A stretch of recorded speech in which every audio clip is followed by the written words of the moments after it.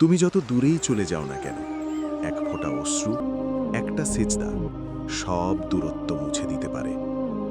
মানুষ ছেড়ে যায়, দুনিয়া ঠকায়, কিন্তু আল্লাহ কখনো মুখ ফিরিয়ে নেন না। আজ না হয় একটু থেমে বলো, হে আল্লাহ, আমি ক্লান্ত, আমাকে তোমার কাছে ফিরিয়ে নাও।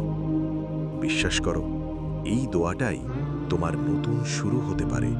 কখনো কি এমন হয়েছে সব ঠিক আছে, তবু মনটা ভীষণ ভারী? হাসি আছে কিন্তু শান্তি নেই, চারপাশে মানুষ অথচ ভেতরে একা। এই একাকিত্বের নাম কি জানো? এটা আল্লাহ থেকে দূরে সরে যাওয়ার নীরব কষ্ট।